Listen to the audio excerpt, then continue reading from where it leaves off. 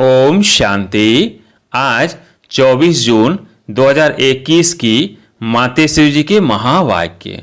रिवाज है 27 जून 1964। हेडलाइन है मातेश्वरी जी के पुण्य स्मृति दिवस पर क्लास में सुनाने के लिए जगदम्बा सरस्वती जी के मधुर महावाक्य। गीत है छोड़ दे जग से नाते। अगर हम जग से नाते ही छोड़ दे तो फिर जग काहे के लिए है। अगर नाते ही तोड़ने की बात है तो फिर ये संबंध बनाए ही क्यों। पति पत्नी, बाप बेटा, राजा प्रजा आदि आदि अनेकानेक जो संबंध है ये सब भगवान ने रचे हैं, ऐसे कहते हैं ना। तो जब भगवान ने रचे हैं तो फिर क्यों कहते हैं छोड़ो, या फिर यह गीत ही रॉन्ग है। भगवान ने कौन सा जग रचा? जग कहो, दुनिया कहो, जो भगवान ने रची वो ऐसी दुनिया थोड़ी रची जो छोड़नी पड़े। अभी के जो संबंध है वो नहीं रचे। अभी इस जग में देखो तुम्हारे नाते कैसे हो गए हैं। कर्मों के कारण तुम प्रधानता में आते आते क्या हो गए हैं। कर्मों के बंधन एक दो को काटते रहते हैं।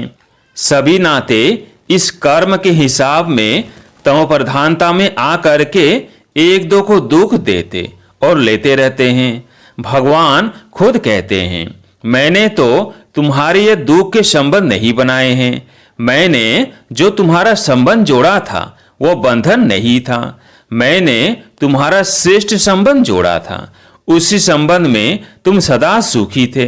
तुम्हारे सब नाते बहुत स्वच्छ थे, इसलिए याद करते हो ना। राम राजा राम प्रजा, राम साहूकार है। बसे नगरी जिए दाता, धर्म का उपकार है। उसको कहते थे गिरस्थ धर्म, धर्मपति, धर्म पत्नी, धर्म के नाम से ना। परंतु अभी तो वह धर्म का संबंध नहीं है, प्रैक्टिकल वो जीवन नहीं रही है। इसलिए बाप कहते हैं यह जो तुमने अपना जग बना दिया है, उस जग के जो नाते हैं वो बिगड़ गए हैं। मैंने जो जग बनाया था उसमें तुम्हारे नाते कितने अच्छे थे, कितने प्रिय थे, कितना एक दो को सुख देने वाले थे। नाते तो जरूर थे, ऐसे नहीं कि भगवान ने नाते नहीं रचे। नाते तो थे, लेकिन वो नाते कर्म के बंधन के बिना थे। इसलिए उन्हों को कहा जाता था जीवन मुक्त। जीवन में इस कर्म के बंधन दुख से मुक्त थे, इसलिए उनको कहते थे जीवन मुक्त। अभी तुम्हारे नाते जीवन बंध के बन गए हैं, इसलिए कहते हैं अभी उससे छुटकारा कैसे हो। बाप कहते हैं उससे नाता तोड़, एक मेरे से जोड़। ये एक ही लास्ट की जीवन तुम मेरे हवाले करो। मेरे हवाले का मतलब है जैसे स्त्री पति के हवाले, पति स्त्री के हवाले, बाप बेटे के हवाले और बेटा बाप के हवाले। यह तो प्रैक्टिकल अच्छी तरह से है ना। मैं कोई तुम्हें नई बात नहीं कहता हूं। कैसे करे, क्या करे, तुम यह भी प्रश्न पूछ नहीं सकते हो। तुम अपनी जीवन एक दो के प्रति देते आए हो। क्या तुम अपने बच्चों के प्रति अपनी जीवन नहीं दे बैठे हो? अपना तन मन धन जो भी कुछ है तुम उन्हीं के प्रति तो बना के बैठे हो ना। अपना अपना तो करते हो ना, सारी जीवन उन्हीं के प्रति लगा देते हो। तो मैं तुम्हें कोई नई बात थोड़ी कहता हूं कि यह सब मेरे हवाले करो। जैसे अभी तक एक दो में करते आए हो, ऐसे अभी कहता हूं तुम मेरे बनो, फिर मेरा बन करके उसे ट्रस्टी बन संभालो। तुम भक्ति मार्ग में भी कहते आए हो भगवान यह सब तेरा, मैं तेरा, परंतु तेरा किया नहीं। सिर्फ ऐसे ही कहा कि तेरा तेरा भी मेरा, मेरा भी मेरा, ऐसे ही सब करते थे। लेकिन अब वो ठगी तो नहीं चलेगी ना। तेरा भी मेरा तो मेरा भी मेरा नहीं। अब ये तेरा मेरा खत्म करना पड़ेगा। अभी मैं तेरा तो उसमें सब आ गया, बस मैं तेरा। बाकी ऐसे थोड़ी है कि उनका भी मेरा, अपना भी मेरा। ऐसी ठगी करने का क्या फायदा, क्योंकि हम ही अपने को ठगेंगे। उस परमात्मा को तो कोई ठग नहीं सकता। पहले कैसे कैसे ठगी करते रहे, लेकिन ठगते ठगते खुद ही दुखी अशांत बने हो, क्योंकि धोखा तो तुम ही खा रहे हो। इसलिए अब बाप कहते हैं वो सब छोड़ो। देश सहित सब संबंधों से बुद्धि हटा करके अभी मेरे से जोड़ो, फिर अपनापन नहीं रहेगा। अभी तक मेरा मेरा कहते दुखी होते रहते हो, फिर बुद्धि उधर जाती है तो कहते हो क्या करूं, कैसे करूं। अगर तुम किसी में लटकेंगे तो नतीजा क्या होगा? यह मोह जो है ना, इसके कारण तुम दुखी बन पड़े हो। इसलिए बाप कहते हैं तुम इस जग के नाते तोड़ करके अभी मेरे बनो। ये जो तुमने अपने देह के बंधन, जीवन के बंधन बनाए हैं, उनसे निकल करके अभी मेरे बन जाओ। फिर मैं कोई तुम्हारे साथ जन्म जन्म थोड़ी चलता रहूंगा, नहीं, अभी मेरा तुम्हारे से काम है बस। फिर तो तुम आत्माएं आपस में सदा काल के सुख में चलती चलेंगी। तो तुम्हारे दुख के बंधन काट करके सुख का संबंध बना देता हूं, फिर तुम ही आपस में सुख भोगेंगे। अभी देखो तुम कितने बिगड़ गए हो, इसलिए दुखी होते हो। फिर मैं तुम्हारा बिगड़ा हुआ सुधारता हूं, फिर तुम ही सुखी रहेंगे। मैं थोड़े ही जन्म जन्म तुम्हारे साथ चलने वाला हूं। मैं तो सिर्फ तुम्हारी बिगड़ी को संवारने के लिए कहता हूं, अभी मेरे बनो। सो भी क्यों कहता हूं? क्योंकि मेरे फरमान पर चलने से तुम्हारे लिए सब सहज हो जाएगा। मैं तुम्हें ये सहज युक्ति देता हूं, तुम प्रैक्टिकल में मेरे होकर के चलो कि ये युक्ति काम में आवे। जैसे कोई किसी के गोद का बच्चा होता है, फिर उनका ही नाम प्रैक्टिकल चलेगा ना, ऐसे तुम भी प्रैक्टिकल मेरे होकर के चलने से तुम्हारा ही भाग्य बनेगा। बाप तो बड़ी सीधी सहज एकदम सिंपल बातें बतलाते हैं, उसे भी देखो कोटों में कोई धारण करने वाले निकलते हैं। बाप कहते हैं इस छोटे से संगम युग में तुम्हारे देश, इस कॉर्पोरियल दुनिया में तुम्हारे लिए ही आया हूं, तो कम से कम जितना टाइम है उतना टाइम तो कुछ हमारा ख्याल करो। बाबा के बने हो तो कम से कम इतना टाइम तो शुद्ध रहो, फिर तो तुम्हारी ऐसी प्रारब्ध बन जाएगी जो तुम्हें उस दुनिया में मेहनत नहीं करनी पड़ेगी। अभी थोड़ी मेहनत की बात है, अभी तुम कैसे भी करके मर मिट करके भी पवित्र रहने की प्रतिज्ञा करो, अपनी दृढ़ता रखो, अपनी धारणाओं में रहने का पूरा प्रयत्न करो।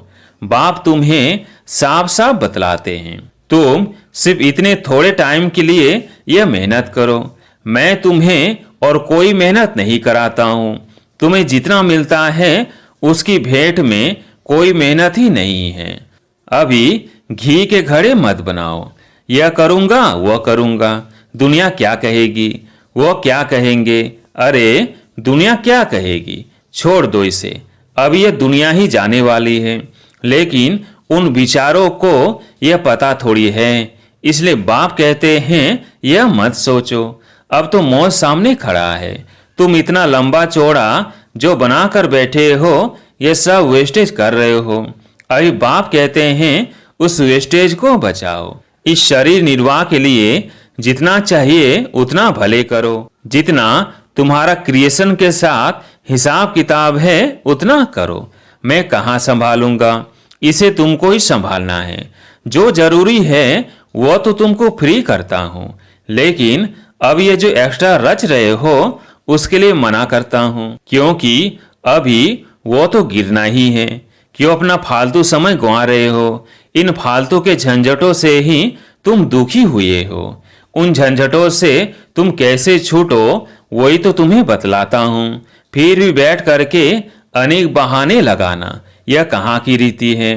फिर बाप भी कहते हैं कि देख लेना, अब अगर मुझे सीधी अंगुली नहीं देते हो, हाथ नहीं देते हो, तो फिर मैं ऐसे नाक पकड़ के ले चलूंगा। नाक पकड़ेगा तो फिर दम घुटेगा, फिर दुख होगा, सजाएं खानी पड़ेगी ना। इसलिए कहते हैं अभी हाथ में हाथ देकर सीधा चलने का टाइम आ गया है। अगर सीधी तरह से नहीं चलेंगे तो फिर मेरे हाथ में तुम्हारा नाक भी तो आएगा, फिर देख लेना, फिर उस समय कुछ नहीं हो सकेगा, ना कुछ कर सकेंगे। इसलिए बाप कहते हैं बच्चे, अब तुम मेरे होकर के मेरे पास आ करके मेरी बातों को सुन करके अगर फिर भी कुछ नहीं किया तो उनके लिए बहुत कड़ी सजाएं हैं। इसलिए जिन विचारों को पता नहीं उसकी तो बात अलग है, बाकी जिन्हों को पता है, जो बैठ के सुन के फिर इन्हीं बातों में गफलत की, तो उनकी तो खैर नहीं। जैसे 10 गुना फायदा वैसे 10 गुना नुकसान होगा। तब कहते हैं अपने नुकसान को, घाटे को अच्छी तरह से समझो, अच्छी तरह से कुछ तो अपनी बुद्धि खोलो। अभी बाप से बुद्धि योग लगाएंगे तो ताकत मिलेगी। तो इन सभी बातों को समझो, भूलो मत। अभी ये जो समझ चल रहा है इसे पहचानो, जरा आंखें खोलो, बुद्धि खोलो और समय का पूरा फायदा लो, अपनी पूरी तकदीर जगाओ।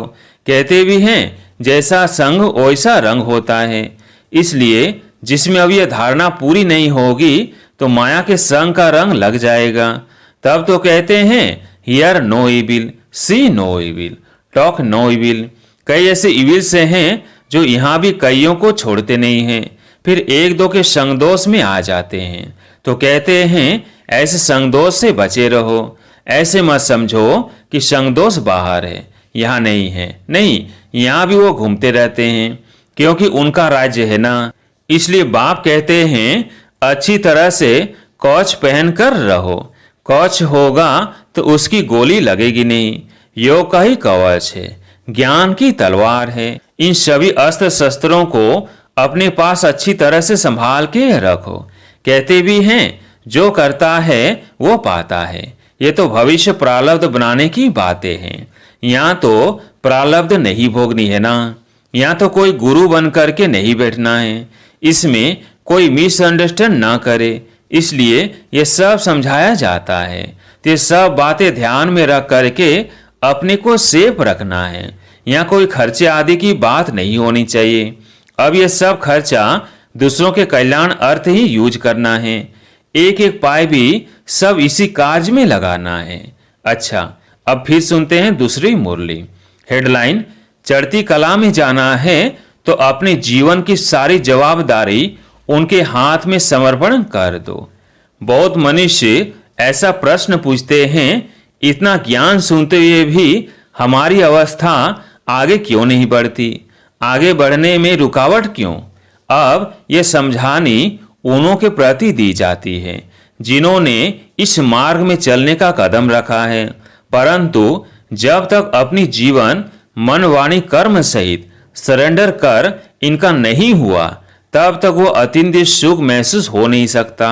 यह एक ईश्वरीय लॉ है। जब उनका सहारा लिया है तो दिल से उसके आगे जीवन अर्पण कर देनी है, अर्थात पूरा वारिस बन बरसा लेना है। इस नशे में रहने से उस अवस्था में उल्लास भर जाता है और फिर ज्ञान की धारणा होने से औरों को आप समान बनाने की ताकत आएगी। बाकी ऐसे नहीं समझना कि मानसिक रूप से हम अर्पण हो चुके हैं। नहीं, यह तो अपने को ठगना है। जब बाबा प्रैक्टिकल में आया हुआ है तो बच्चा भी प्रैक्टिकल में बनो। फिर बाबा उनके जन्म पत्री को जान कैसे भी डायरेक्शन देकर चलावे। उसमें पहले घुटका आएगा, परंतु अंत में समझेंगे कि इसमें ही हमारी चढ़ती कला है।